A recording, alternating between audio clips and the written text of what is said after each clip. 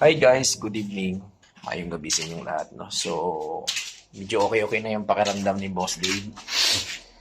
Until now, nag-isip ako kung ano bang ulamin namin. Ano bang ulamin namin dito? Bumili ka na.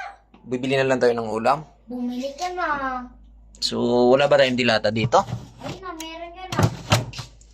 Yan mga boss. So, dilata. Ano bang dilata natin dito? Argentina. Itlog. Itlog. Na lang. Wait lang, ano bang ulamin natin? So, wala pa kaming ulam hanggang ngayon mga boss. Tingnan nyo naman, grabe ang kalat. Dahil nagtrabaho ako dito kanina. Ayan, no? Nag-electrical kasi ako kanina. Kung mga yung damit na laglag, oh. Ang ganda ng gawa. Ang kalat ng bahay ko. Kasi yung lamisa, yung mga grinder ko, tsaka yung mga libil bar ko, nandiyan pa sa lamisa ko. Ayan, no? Grabe. Ang kalat pa rin, no? So, isinaing na ako. Yun, no? Isinaing na. Pero wala pa kaming ulam. Ano kaya? Luto na lang?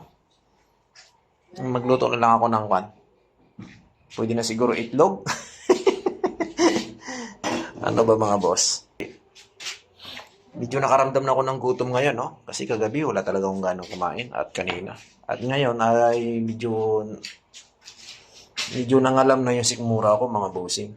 Yan, good evening sa inyo, magandang gabi sa inyo. So, pasensya na sa aking mga tagahanga, sa aking mga solid supporters, and sa aking mga kaibigan na patuloy na nagsusuporta sa akin.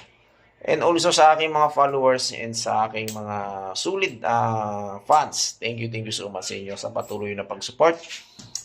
Yan, update ko kayo, si Boss Dave ay okay na, medyo ko na, no, na nakaka-recover na. So, kanina nakapaggawa na tayo. Yan, no.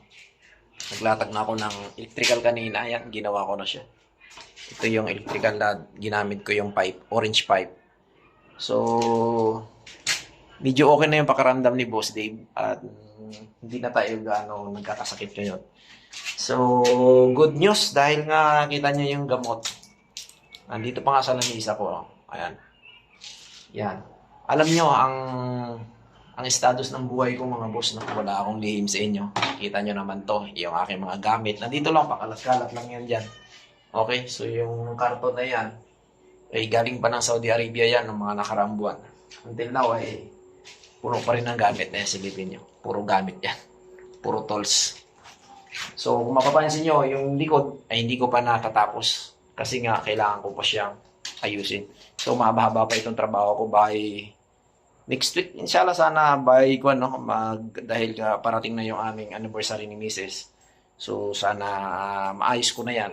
Yan. Yung taas na pinturahan ko na yan, okay na yan. No? Okay. So, inaayos ko na lang yung electrical para magkaroon tayo ng mga outlet dito, saksakan.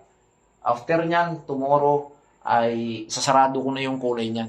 Skin coat ko na yan. Tapos, pipinturahan ko na, syempre. Yung dito naman sa taas, papakit na second floor, sitadahan ko yan. I-cover ko yan. Lalagyan ko ng hollow blocks. So, ang problema natin ngayon ay yung pagkain natin. Yung ulam.